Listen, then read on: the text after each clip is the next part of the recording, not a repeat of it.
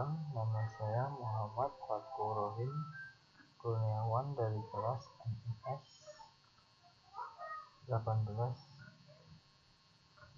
Saya mengambil jurusan Manajemen Informasi di Universitas Telkom Kendal. Di sini saya akan menerangkan tentang manajemen persediaan. Kita langsung ke intinya saja ya.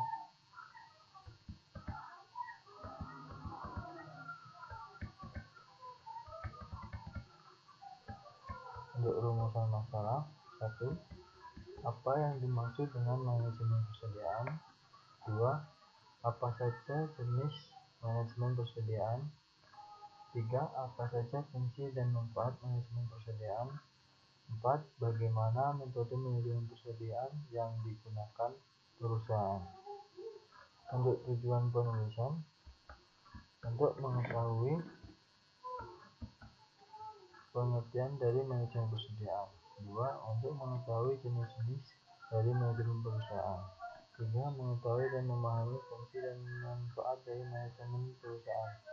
4. Mengetahui dan memahami apa saja metode manajemen persediaan yang digunakan oleh perusahaan.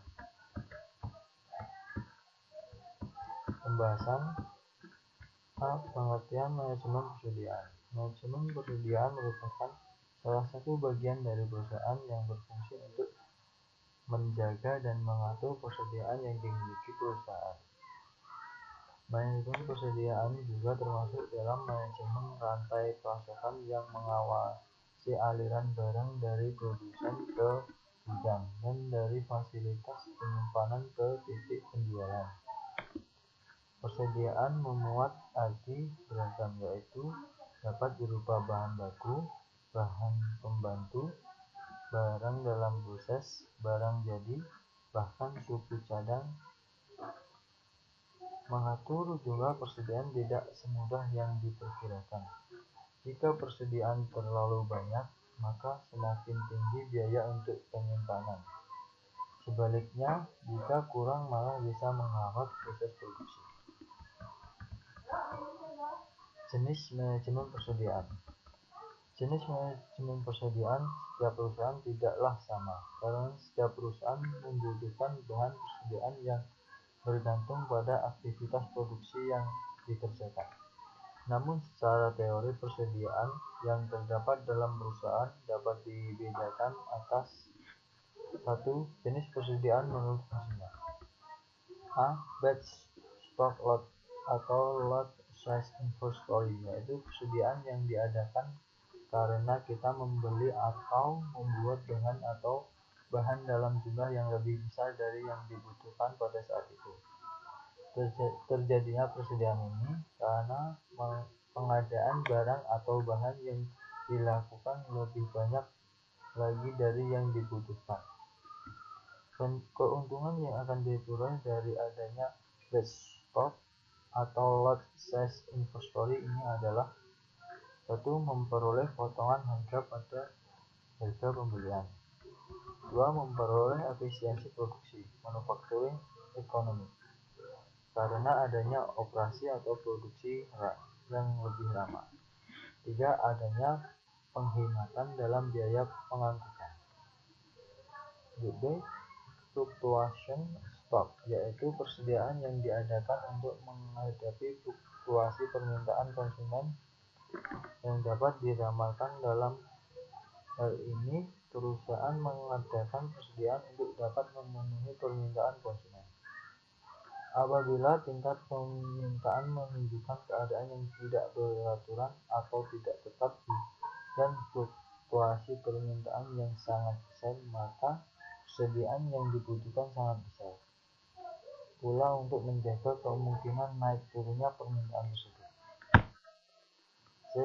Anticipation stock, yaitu persediaan yang diadakan untuk menghadapi fluktuasi permintaan yang dapat diramalkan berdasarkan pola musiman yang terdapat dalam satu tahun dan untuk menghadapi penggunaan atau penjualan atau permintaan yang meningkat. 2. Jenis persediaan menurut cara pengolahannya dan posisi barang. A. Persediaan bahan baku raw material stock, yaitu persediaan dari barang-barang berwujud yang digunakan dalam proses produksi. B. Persediaan bagian produksi atau part yang dibeli. Purchase part atau komponen stok, yaitu persediaan barang yang terdiri dari part yang diterima dari perusahaan lain yang didapat secara langsung tanpa melalui proses produksi selanjutnya.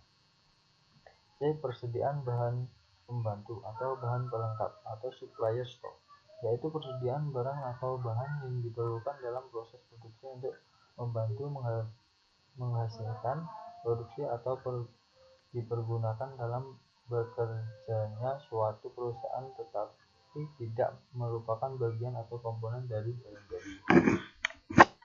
D. Persediaan barang setengah jadi atau barang dalam proses, work in process atau progress, yaitu barang-barang yang dikeluarkan dari tiap bagian dalam suatu pabrik atau bahan-bahan yang diolah menjadi suatu bentuk tetapi masih perlu diproses kembali untuk kemudian menjadi barang jadi.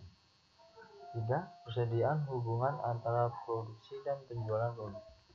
Persediaan dalam kategori hubungan antara produksi dan penjualan produk terdiri dari dua jenis, yaitu perusahaan dagang atau persediaan barang dagangan. B. Perusahaan manufakturing. Perusahaan manufakturing terdiri dari 3. Persediaan bahan baku, persediaan barang dalam proses, dan persediaan barang jadi. 3. Fungsi dan manfaat manajemen persediaan. Menurut Open.com, manajemen persediaan memiliki banyak sekali fungsi dan manfaat dalam sebuah perusahaan. Beberapa fungsi dari manajemen persediaan dapat mempengaruhi kestabilan, kelancaran, keuntungan sebuah perusahaan.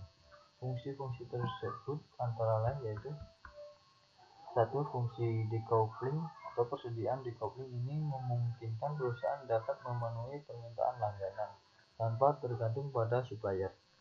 Untuk dapat memenuhi fungsi ini dilakukan cara-cara sebagai berikut.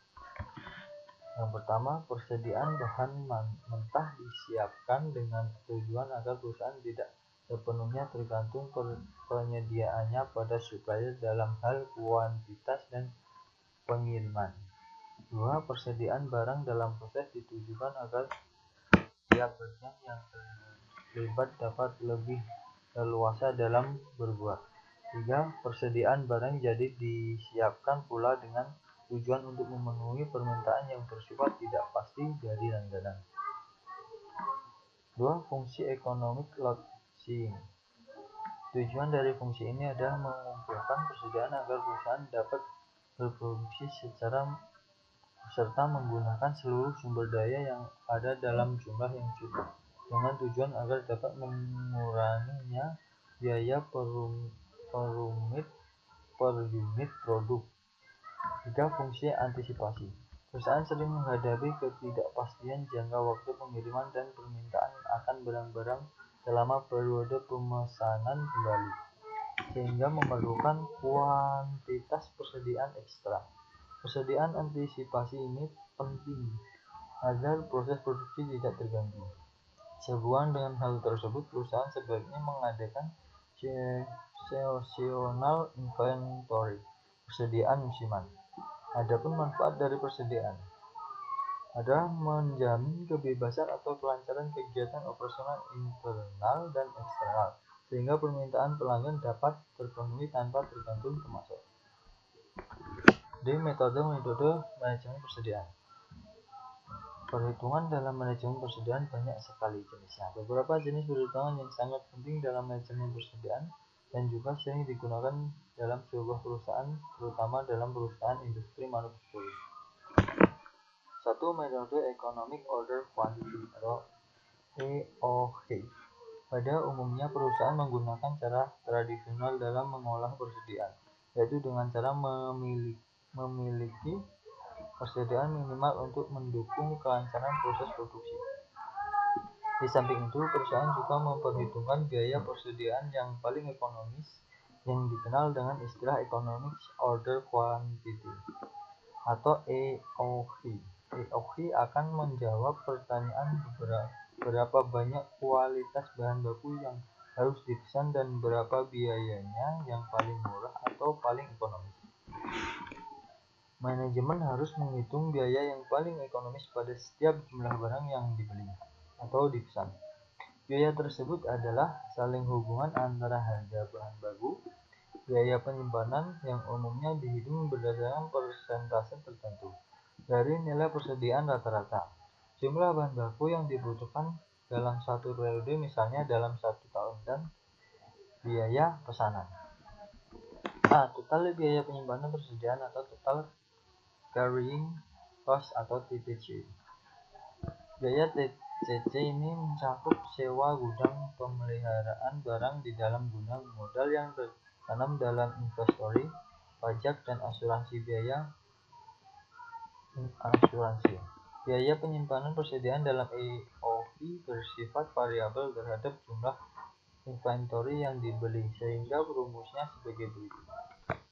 Total biaya penyimpanan TTC sama dengan C kali P kali A. Persediaan rata-rata A sama dengan V per 2 sama dengan dalam kurung S per N tutup kurung per 2. Keterangan V kuantitas pesanan, S penjualan tahunan, N frekuensi pemesanan, C biaya penyimpanan, dan P adalah harga beli per unit. Total biaya pemesanan, total ordering cost atau TOC. Biaya penerimaan persediaan dalam bersifat variabel terdapat frekuensi pesanan yang dibeli, sehingga rumusnya sebagai berikut. Total biaya pesanan TOC sama dengan F kali dalam kurung S per V. Keterangan V kuantitas pesanan, S penjualan tahunan, F biaya tetap. C total biaya persediaan atau total inventory TIC. Total biaya persediaan atau TIC ini didapat dari penjumlahan total biaya persediaan dan total biaya pemesanan, sehingga hasilnya diketahui. Total biaya persediaan tersebut jadi rumusnya sebagai berikut. Total biaya persediaan TIC sama dengan TCC kurangi TOC. Keterangan TCC total biaya penyimpanan persediaan, total carrying cost. TOC total biaya pemesanan atau total ordering cost. Ketika perhitungan di atas bertujuan untuk mengetahui besaran biaya di masing-masing kategori. Setelah itu kita bisa mengaitkannya dengan kuantitas pesanan yang ekonomis atau dikenal dengan EOQ, Economic Ordering Quantity Model. Terdapat dua dasar keputusan dalam model EOQ ini dalam manajemen persediaan, diantaranya yaitu 1. Berapa jumlah bahan mentah yang harus dipesan pada saat bahan tersebut perlu dibeli kembali, dan kapan perlu dilakukan pembelian kembali. Rumus metode EOQ sebagai berikut. V sama dengan akar kuadrat 2 kali F kali S per C kali P, di mana F adalah biaya tetap, S sama dengan penjualan tahunan, C adalah biaya penyimpanan, dan P harga beli per unit. Metode periode order quantity atau POQ. Model periodic order quantity atau POQ adalah pendekatan yang menggunakan konsep jumlah pemesanan ekonomis agar dapat dipakai pada periode bersifat permintaan diskrit. Teknik ini dilandasi oleh metode EOQ dengan mengambil dasar perhitungan pada metode pesanan ekonomis pada akan diperoleh besaran jumlah pesanan yang harus dilakukan, dan interval periode pemesanannya adalah 1 tahun. Penggunaan TOQ digunakan sebagai pengganti EOQ bila permintaan tidak uniform. 2. Formula EOQ digunakan untuk menghitung antar pemesanan atau economic time between order. 3. POQ sama dengan EOQ atau rata-rata pemakaian per minggu. Dengan POQ ini di kuantitas pemesanan ditentukan oleh permintaan aktual, sehingga akan menurunkan biaya penyimpanan. 3. Metode kuantitatif model PDN. Dalam rangka peningkatan volume penjualan, seringkali perusahaan supplier memberikan harga yang lebih rendah kepada pelanggan yang membeli dalam jumlah yang lebih besar. Jadi harga per unit ditentukan semakin murah dengan semakin banyaknya jumlah yang dibeli. Metode analisis ABC adalah metode dalam manajemen persediaan, inventory management, untuk mengendalikan sejumlah kecil barang tetapi mempunyai nilai investasi yang tinggi. Analisis ABC didasarkan pada sebuah konsep yang dikenal dengan nama hukum Pareto. Lady Pareto. Hukum Pareto menyatakan bahwa sebuah grup selalu memiliki persentase terkecil 20% yang bernilai atau memiliki dampak terbesar 80%. Berdasarkan hukum Pareto, analisis ABC dapat menggolongkan barang berdasarkan peringkat nilai dari nilai tertinggi hingga terendah, dan kemungkinan dibagi menjadi kelas-kelas besar. Berprioritas biasanya kelas dinamai A, B, C, dan seterusnya secara berurutan dari peringkat nilai tertinggi hingga terendah. Dalam hal ini saya akan menggunakan 3 kelas, yaitu A, B, C, di mana besaran masing-masing kelas ditentukan sebagai berikut. Kelas A merupakan barang-barang dalam jumlah unit berkisar 18-20% dari kuota seluruh barang, tetapi merepresentasikan 75-80% dari total nilai uang. Kelas B merupakan barang-barang dalam jumlah unit 20-25% dan total seluruh barang, tetapi mempresentasikan 10-15% dari total nilai uang. Kelas C merupakan barang-barang dalam jumlah unit berkisar 60-65% dari total seluruh barang, tetapi mempresentasikan 5-10% dari total nilai. Metode just in time. Metode ini dinamakan produk tiba saat mereka dipesan oleh pelanggan dan didasarkan pada analisis perilaku pelanggan ini. Berarti perusahaan tidak menyetok atau memiliki persediaan. Pendekatan ini melibatkan meneliti pola pembelian, permintaan musiman, dan faktor-faktor berbasis lokasi yang menyajikan gambaran akurat tentang barang apa yang dibutuhkan pada waktu dan tempat tertentu. Keuntungan dari metode ini adalah bahwa permintaan pelanggan dapat dipenuhi tanpa perlu menjaga jumlah produk di tangan, tetapi risikonya termasuk salah membaca permintaan pasar atau memiliki masalah distribusi dengan pemasok yang dapat menyebabkan masalah kehabisan stok. Untuk kesimpulan, manajemen persediaan merupakan salah satu bagian dari perusahaan yang berfungsi untuk menjaga dan mengatur persediaan yang dimiliki perusahaan. Manajemen persediaan juga termasuk dalam manajemen rantai pasokan yang mengawasi aliran barang dari produsen ke gudang dan dari fasilitas penyimpanan ke titik penjualan.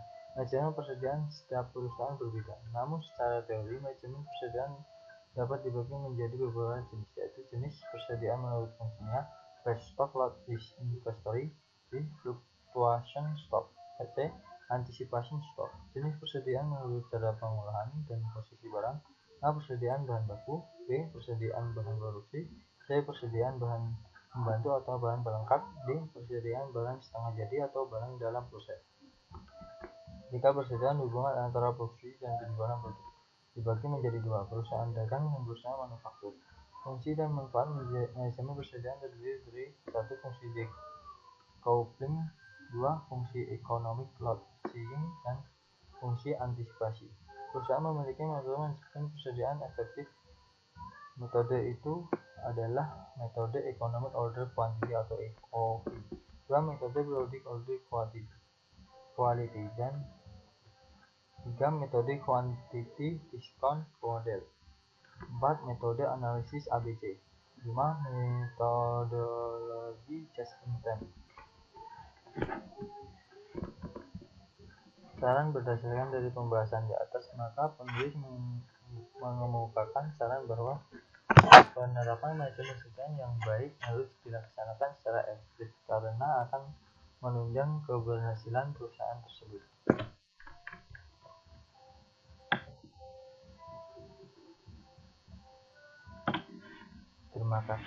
Terima kasih atas perhatiannya. Mohon maaf bila ada besar kata yang salah. Wassalamualaikum warahmatullahi wabarakatuh.